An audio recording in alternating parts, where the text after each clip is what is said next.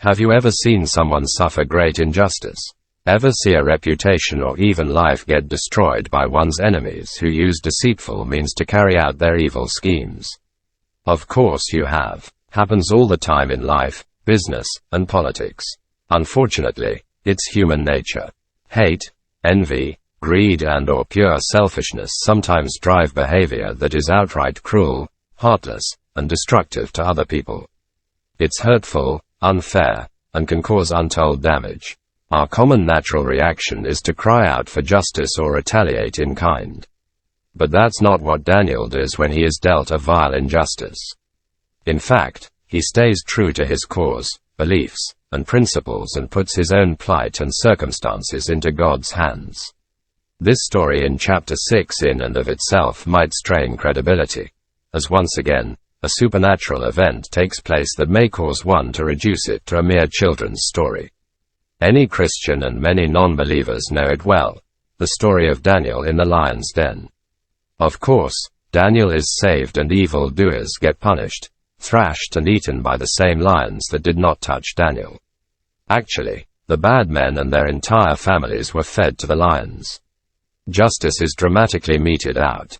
But there's more to this story which reveals the purposes of God. Daniel's experience in chapter 6 of the book of Daniel is frustrating to read as it lays out the plot of evil conspirators. Many political leaders were envious of the exceptional Daniel who, although an exiled Hebrew, was rising in power and national oversight. This large group of satraps tried to concoct a way to bring accusations against Daniel to remove him from power, but they could find no fault in him. So these men concluded that they would trap Daniel due to his loyalty to his God. They convinced King Darius to issue an edict they knew Daniel would not obey. Finally, these men said, "We will never find any basis for charges against this man Daniel, unless it has something to do with the law of his God." So these administrators and satraps went as a group to the king and said, "May King Darius live forever." The royal administrators, prefects, satraps, advisors and governors have all agreed that the king should issue an edict and enforce the decree that anyone who prays to any god or human being during the next 30 days, except to you, your majesty, shall be thrown into the lion's den.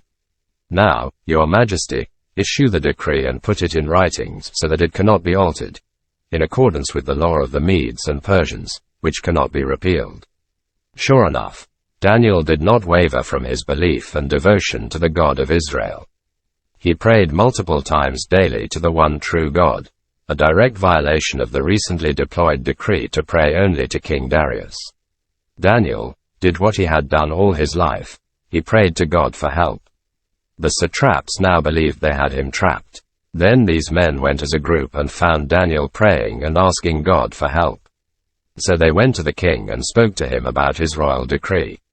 "Did you not publish a decree that during the next 30 days anyone who prays to any god or human being except to you, your majesty, would be thrown into the lion's den?" The king answered, "The decree stands, in accordance with the law of the Medes and Persians, which cannot be repealed."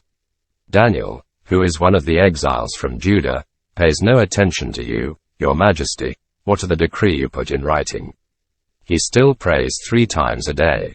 The king was distressed about this, not because Daniel disobeyed his edict, but because, I suspect, he realized he had been tricked by his regional leaders. Daniel, over the decades, would have built a reputation as a gifted and honest man. After all, he was one of 3 presidents over the land. When the king heard this, he was greatly distressed. He was determined to rescue Daniel and made every effort until sundown to save him.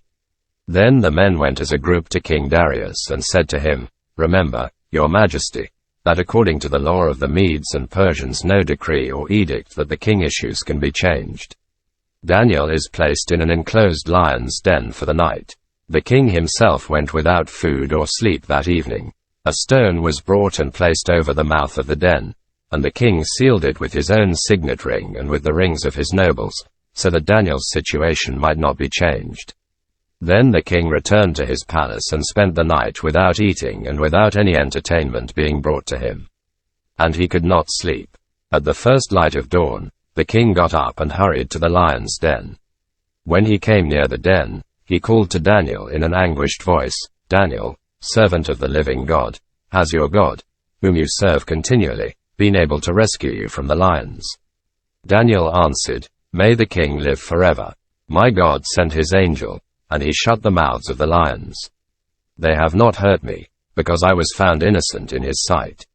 Nor have I ever done any wrong before you, your majesty." The king was overjoyed and gave orders to lift Daniel out of the den. And when Daniel was lifted from the den, no wound was found on him, because he had trusted in his God. Daniel 6 ends with King Darius writing a public declaration of praise for Daniel's God. Then King Darius wrote to all the nations and peoples of every language in all the earth. May you prosper greatly. I issue a decree that in every part of my kingdom people must fear and reverence the God of Daniel. For he is the living God and he endures forever. His kingdom will not be destroyed, his dominion will never end. He rescues and he saves. He performs signs and wonders in the heavens and on the earth. He has rescued Daniel from the power of the lions. So Daniel prospered during the reign of Darius, that is, the reign of Cyrus the Persian.